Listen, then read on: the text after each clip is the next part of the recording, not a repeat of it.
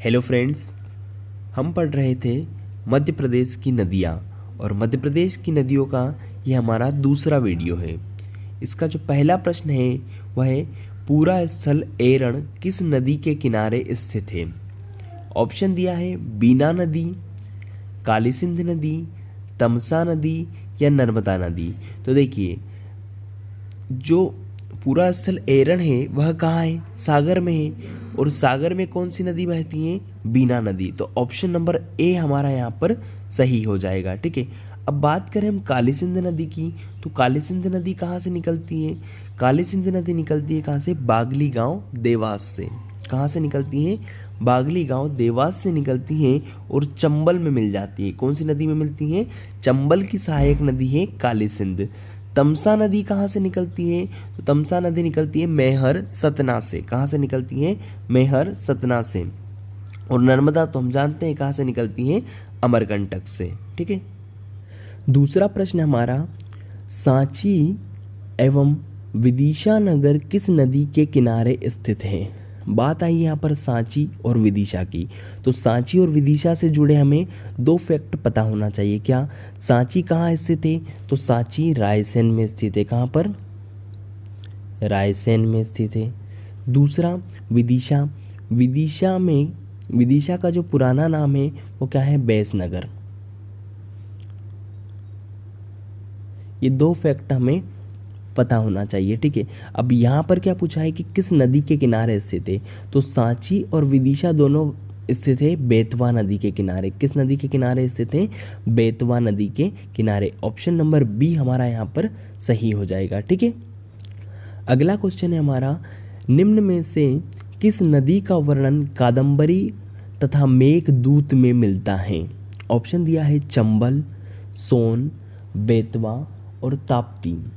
अब देखिए, जो बेतवा नदी है उस बेतवा नदी का उल्लेख मिलता है हमें किसमें? कादम्बरी तथा मेघदूत में। तो ऑप्शन नंबर सी सही हो जाएगा। बात आई है यहाँ पर कादम्बरी की और मेघदूत की, तो हमें पता होना चाहिए कि कादम्बरी किसकी रचना है। तो कादम्बरी जो रचना है वह है किसकी? बाणभट्ट की। किसकी रचना है? बाणभट्ट की रचना है। और मेघदूत तो हम सभी जानते हैं, मेघदूत किसकी रचना है? मेघदूत कालिदास की रचना है। ठीक है, अब जो बाणभट्ट थे, बाणभट्ट किसके दरबारी कवि थे? तो बाणभट्ट थे हर्षवर्धन के दरबारी कवि। ये भी हमें इससे जुड़ा हुआ फैक्ट याद रखना है। अगला प्रश्न हमारा, निम्न में से किस नदी को वाल्मीकि ने रामायण में सुबागधी कहा है? क्या कहा है? सुबागधी कहा है। ऑप्शन दिया है नर्मदा, क्षिप्रा, पार्वती और सोन नदी। तो देखिए, जो सोन नदी है उस सोन नदी को वाल्मीकि ने रामायण में सुबागधी कहा है। क्या कहा है? सुबागधी कहा है। ऑप्शन नंबर डी हमारा यहाँ पर सही हो जाएगा। अब देखिए, सोन नदी जो है उसे क्या कहा जाता है? स्वर्ण नदी। स्वर्ण नदी भी कहा जाता है। सोन नदी से जुड़ी हमें एक बात और पता होना चाहिए, कहाँ से निकलती है?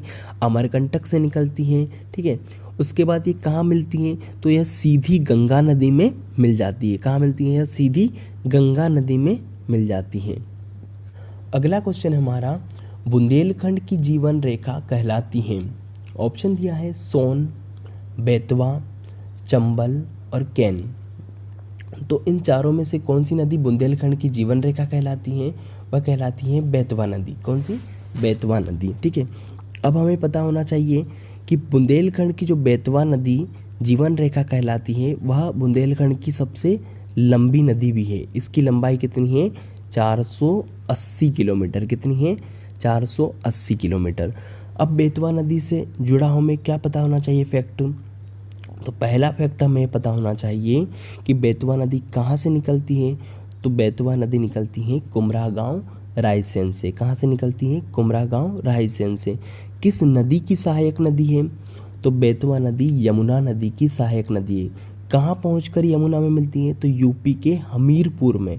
कहाँ पर? यूपी के हमीरपुर में बेतवा नदी यमुना में मिल जाती है। ठीक है, अगला क्वेश्चन है, नर्मदा और ताप्ती के अतिरिक्त मध्य प्रदेश की नदियाँ, क्या पूछा है कि मध्य प्रदेश की नदियाँ बाकी सब कहाँ मिलती है? बंगाल की खाड़ी में जाती हैं, अरब सागर में जाती हैं हिंद महासागर में जाती हैं या दूसरी नदियों में मिल जाती हैं। तो देखिए हम जानते हैं नर्मदा और ताप्ती नदी दोनों कहाँ बहती है, पूर्व से पश्चिम की ओर बहती है, पूर्व से पश्चिम की ओर बहती है और कहाँ मिलती हैं ये, अरब सागर में मिल जाती हैं। ठीक है, तो बाकी जो अतिरिक्त नदियाँ हैं क्या वह सीधी बंगाल की खाड़ी में मिलती हैं, क्या वह हिंद महासागर में मिलती हैं? तो जी नहीं, बिल्कुल नहीं। वे बाकी की जितनी भी नदियाँ हैं वह मिल जाती है कहाँ पर, दूसरी नदियों में जाकर। तो ऑप्शन नंबर डी हमारा यहाँ पर सही हो जाएगा। ठीक है, अगला क्वेश्चन है हमारा, महेश्वर किस नदी के किनारे स्थित है? ऑप्शन दिया है ताप्ती नदी, तवा नदी, नर्मदा नदी और माही नदी। तो जो महेश्वर स्थित है वह स्थित है नर्मदा नदी के किनारे। याद रखिए जो महेश्वर का प्राचीन नाम क्या था, महिष्मती। क्या नाम था, महिष्मती।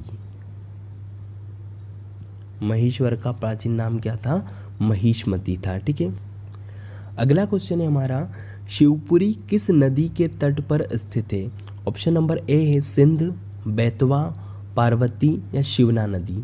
तो जो शिवपुरी स्थित है वह स्थित है सिंध नदी के किनारे। किस नदी के किनारे स्थित है, सिंध नदी के किनारे।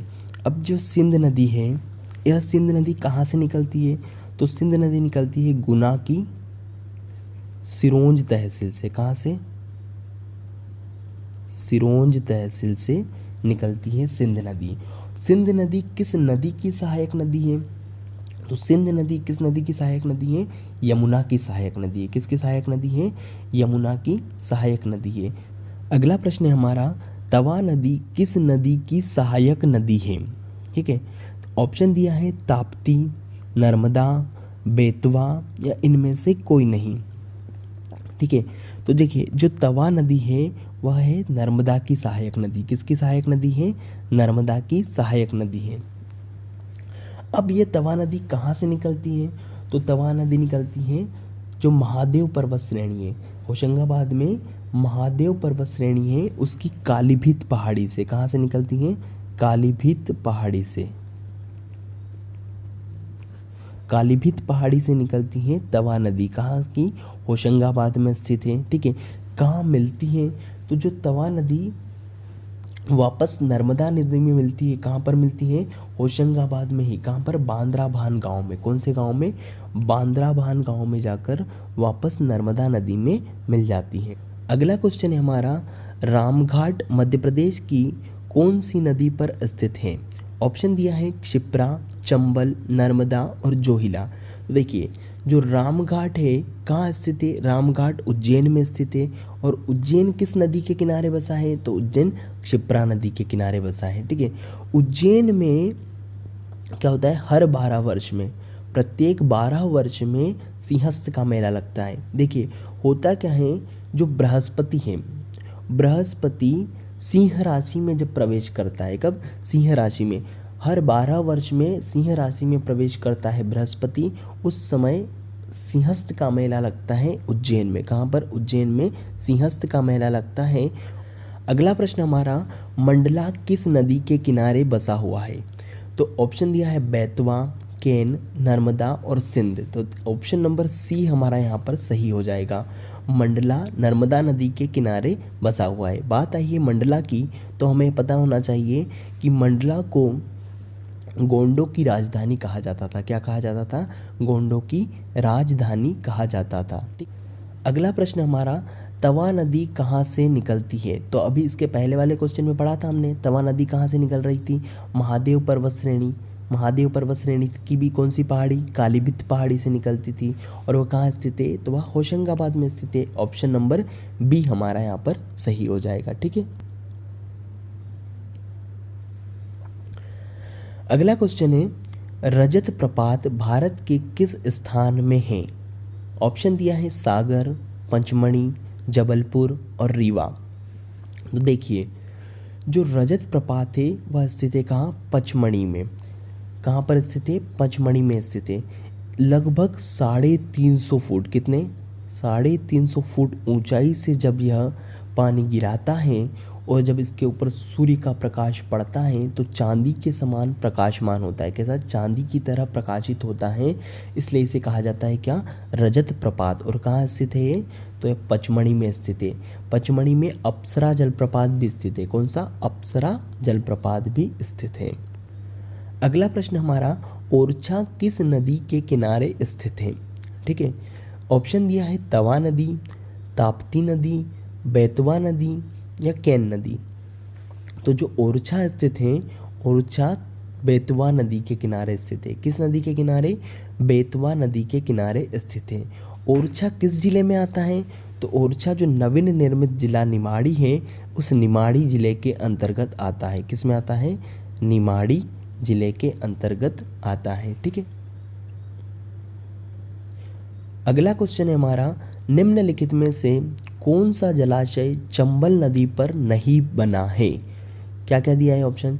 जवाहर सागर, इंदिरा सागर, गांधी सागर और राणा प्रताप सागर। तो देखिए, जवाहर सागर हमारा कहाँ है? जवाहर सागर कोटा में है और चंबल नदी पर बना है। गांधी सागर कहाँ है? गांधी सागर मंदसौर में है। कहाँ बना है? चंबल नदी पर बना है। और राणा प्रताप सागर कहाँ है? तो चित्तौड़ में। कहाँ है? चित्तौड़गढ़ में स्थित है और यह भी चंबल नदी पर बना है। तो यहाँ पर ऑप्शन नंबर बी हमारा सही हो जाएगा। क्या? इंदिरा सागर बांध चंबल नदी पर नहीं है। तो किस नदी पर स्थित है इंदिरा सागर बांध? इंदिरा सागर बांध नर्मदा नदी पर स्थित है। किस नदी पर? नर्मदा नदी पर स्थित है। अगला क्वेश्चन है हमारा, कालिया देह पैलेस किस नदी के तट पर स्थित है? ऑप्शन दिया है क्षिप्रा, नर्मदा, चंबल और वेत्रवती। तो देखिए, जो कालिया देह पैलेस है यह क्षिप्रा नदी के तट पर स्थित है। देखिए, और कालिया देह पैलेस यदि पूछ लिया जाए किस शहर में स्थित है, तो कालिया देह पैलेस उज्जैन में स्थित है। कहाँ स्थित है? उज्जैन में स्थित है। ठीक है, इस कालिया देह पैलेस की यदि हम बात करें तो कालिया देह पैलेस बनवाया गया था कब? 1458 में। कब बनवाया गया? 1458 में मांडू के सुल्तान के द्वारा। किसके? मांडू के सुल्तान के द्वारा बनवाया गया था।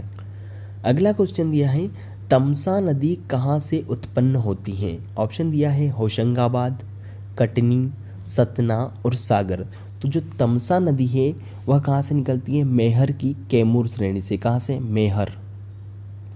कहाँ से निकलती है? मेहर की कैमूर श्रेणी से निकलती है तमसा नदी। और मेहर कहाँ स्थित है?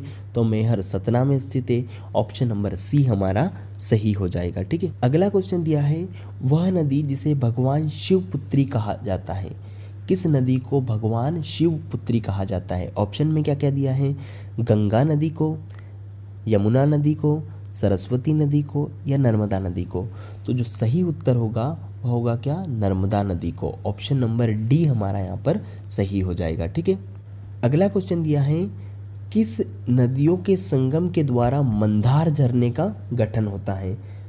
तो ऑप्शन में क्या क्या दिया है? चंबल और नर्मदा, नर्मदा और ताप्ती, ताप्ती और तवा, तवा और सुखतवा। ठीक है, तो इसका जो सही उत्तर होगा वो क्या होगा? नर्मदा और ताप्ती। नर्मदा और ताप्ती नदी के द्वारा मंदार झरने का गठन होता है। ऑप्शन नंबर बी हमारा यहाँ पर सही हो जाएगा। ठीक है, अगला प्रश्न है हमारा, निम्न में से कौन सी नदी यमुना की सहायक नदी नहीं है? ऑप्शन दिया है चंबल, केन, पार्वती या सिंध नदी। देखिए, जो चंबल नदी है वह निकलती है कहाँ से? महू की जानापाव पहाड़ी से निकलती है और मिलती कहाँ है? इटावा में जाकर यमुना नदी में मिल जाती है। दूसरी है केन नदी। केन नदी भी कटनी कैमूर से निकलती है और मिल जाती है यमुना नदी में। और जो सिंध नदी है, सिंध नदी निकलती है गुना की सिरोंज तहसील से और वह भी मिल जाती है कहाँ पर? यमुना नदी में। बची कौन सी? पार्वती नदी। तो जो पार्वती नदी है यह निकलती है आष्टा सीहोर से और यह मिलती है किसमें? चंबल में मिलती है। पार्वती किसकी सहायक नदी है? चंबल में। तो हमारा आंसर क्या हो जाएगा? सी। ऑप्शन सी हमारा सही हो जाएगा। ठीक है, अगला प्रश्न है हमारा, मध्य प्रदेश में आशा योजना कब प्रारंभ की गई? तो इस क्वेश्चन का आंसर आप लोग बताएंगे कमेंट बॉक्स में, ठीक है। इसके पहले जो हमने क्वेश्चन पूछा था, इसके पहले वाले वीडियो में जो क्वेश्चन पूछा था उसका आंसर क्या है, ताप्ती। इसके पहले वाले क्वेश्चन का आंसर होगा ताप्ती, ठीक है। तो इस प्रकार से मध्य प्रदेश के हमारे नदियों से संबंधित 2 वीडियो हो चुके हैं।